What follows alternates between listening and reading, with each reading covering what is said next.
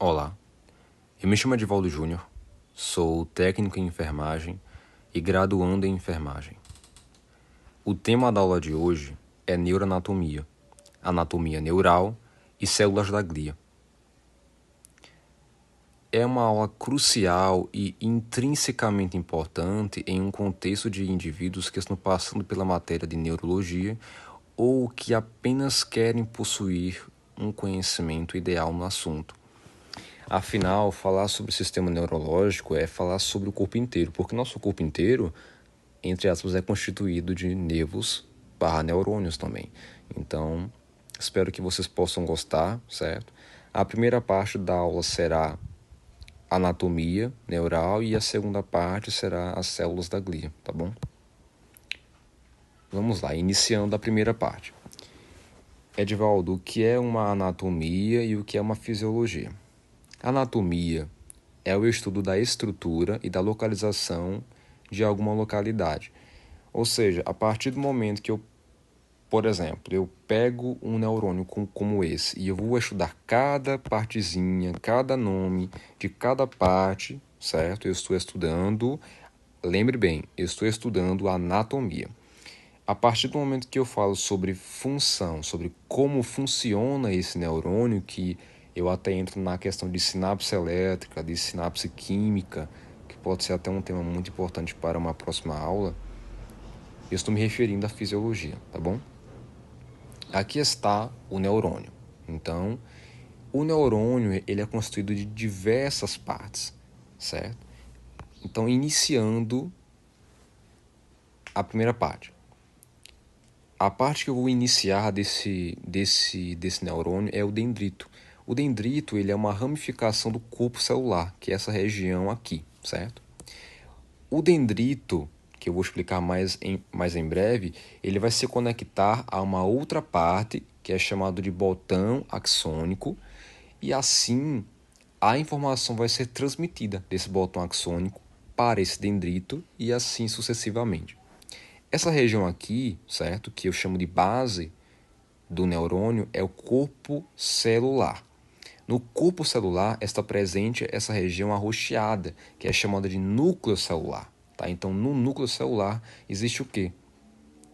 O ácido desoxirribonucleico, ou também conhecido como DNA. Então, é no núcleo que o DNA, certo, que está envolto por uma proteína chamada de histona, está, certo? E lembrando que um conjunto de proteínas histonas com DNA enrolado forma o que é chamado de cromossomo, tá bom? Então, dentro do núcleo estão os cromossomos que estão contendo DNA, tá bom?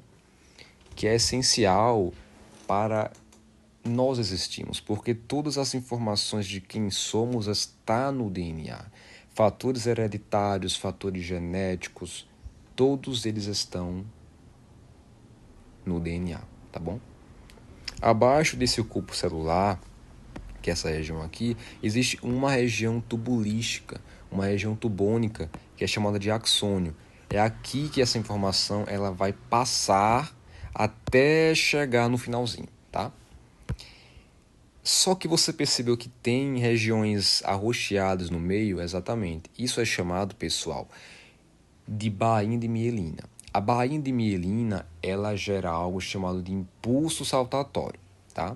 Se não houvesse essas regiões arroxeadas e só houvesse o axônio, a informação, ela entraria pelos dendritos, passaria pelo corpo celular e passaria um certo tempo para chegar até o finalzinho. Mas, por existir a bainha de mielina, essa informação ela salta de uma bainha para outra, certo? Gerando o impulso saltatório, tá? Então ela salta de uma bainha para outra, de uma bainha para outra, de uma bainha para outra e assim sucessivamente, tá bom? Então essa região arroxeada que é a bainha de mielina, ela acelera esse impulso nervoso, tá bom? Essa região circular que está na bainha de mielina é uma célula chamada de T1. Ela é responsável por realizar a manutenção dessa bainha. Então, assim, se essa bainha sofreu algum dano, quem vai realizar a manutenção, quem vai reconstruir essa bainha de mielina é a célula de T1, que eu inclusive falarei em breve sobre ela. Após a bainha, após o axônio, nós temos os terminais axônicos, que são essas regiões que ficam abaixo do axônio, ó, que são ramificações dele, tá? O próprio nome fala, terminal axônico é a parte final, é a parte terminal de um axônio. E após os terminais axônicos, nós temos os botões. Sabe essas regiões circulares em formato de botão mesmo? Pronto. Isso é um botão axônico. Ele vai transmitir essa informação, adivinha para quem? Para o dendrito. Então, a informação vem pelo dendrito, passa pelo corpo celular, passa pelo axônio, mais bainha de mielina, saltitando, até chegar no terminal axônico, chegar no botão e assim transmitir para o dendrito. Entendeu? É basicamente isso. Isso é anatomia neural, tá? Só que assim como tudo na nossa vida, né, para que alguma coisa aconteça, existem coisas que ajudam, certo?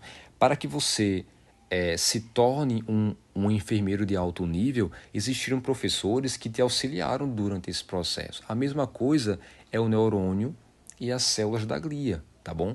Pensa que o neurônio é você como graduando em enfermagem e pensa que as células da glia são os professores, eles vão te ajudar, tá? Então aqui eu já entro no contexto de células da glia.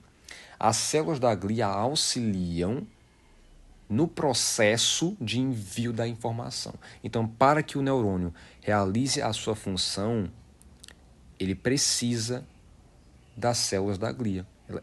Elas são células de auxílio, são células de suporte. Elas auxiliam na função desse neurônio, tá bom? Eu trouxe nessa imagem 3 tipos, mas eu falarei sobre 4, tá bom? A primeira célula da glia é o astrócito, tá? É a primeira que eu vou falar, me referir. O astrócito, ele realiza uma baita função e uma função importantíssima que é nutrição. Então, quem nutre esse neurônio praticamente é o astrócito. Porque existe algo, pessoal, chamado de despolarização e repolarização axônica. Quando eu falo de repolarização axônica, isso significa que o axônio, que é essa região tubulística, essa região tubônica, ela está em repouso. Não houve envio da informação ainda. Quando eu falo despolarização axônica, então isso significa que a informação passou por aqui.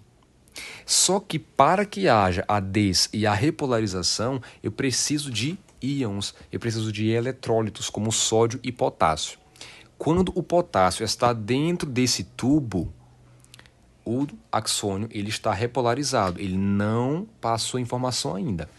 Quando o potássio sai e o sódio entra, aí despolariza. Então isso significa que a informação vai passar por esse axônio. E quem permite realmente essa despolarização, ou seja, essa entrada de sódio e envio da informação e repolarização axônica, ou seja, a saída do sódio e a entrada do potássio para entrar em repouso é algo chamado de proteína de transporte. Por quê? Em citologia, pessoal, nós aprendemos que existem 4 proteínas básicas na membrana celular das células, tá? Que são proteínas de reconhecimento, de detecção, de adesão e as de transporte. As de transporte, elas permitem a entrada e saída de substâncias, por exemplo, certo? Então, nesse caso, o sódio vai entrar e vai sair, o potássio pode entrar e sair, tá? Só que quando o potássio está dentro, lembre, o axônio está em repouso.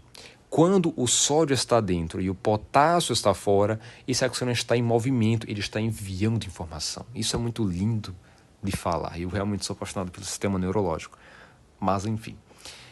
O astrócito, ele nutre esse neurônio com os nutrientes que ele precisa. Por exemplo, sódio, K, e o potássio, Na, tá bom? De acordo com a tabela periódica. A segunda célula da glia que eu irei falar, comentar, é o oligodendrócito, tá? Que é Basicamente, essa célula é representada pela coloração azulada. Ela é a célula que produz a bainha de mielina, pessoal, que é essa região arroxeada. E ela também produz essa célula arroxeada circular, que é a célula de Ti-Chuan, tá bom?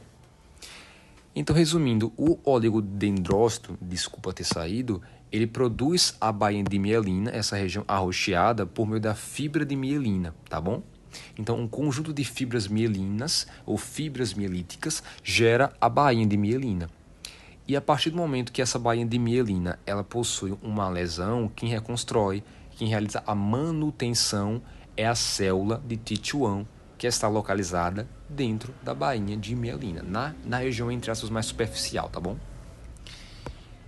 É basicamente isso. O astrócito nutre, o oligodendrócito, ele realiza a reconstrução da bainha de mielina e produz também a célula de Ti-Chuan, que realiza a manutenção, e agora a micróglia, ou microglia, de acordo com muitos.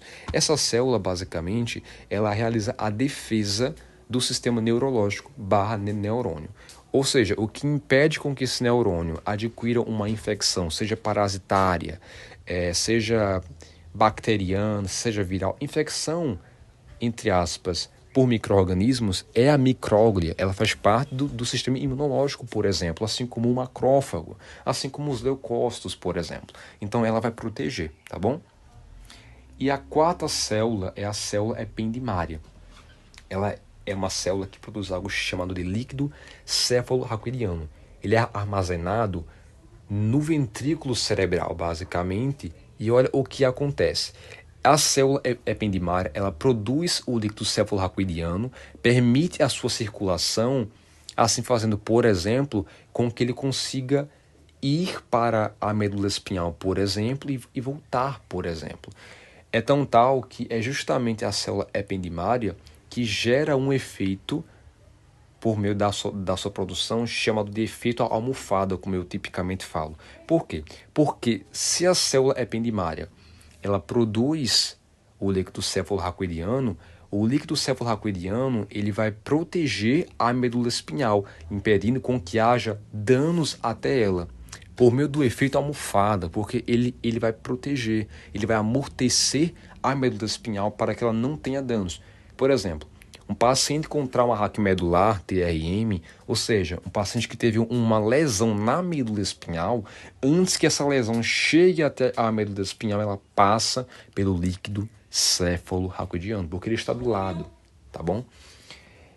Então, desde já, eu espero que tenham entendido, e se quiserem mais algum tipo de dica, algum tipo de aula sobre sistema neurológico, saúde, enfermagem por si só, eu estaria aberto a concessões, certo? E só para finalizar, uma coisa que eu até me esqueci de ter falado, na anatomia neural, é que o espaço entre uma bainha de mielina e outra é chamada de nódulo de Ranvier, que é essa região aqui, ó, que fica entre uma bainha e outra, certo? Desde já, muito obrigado e espero que tenham gostado.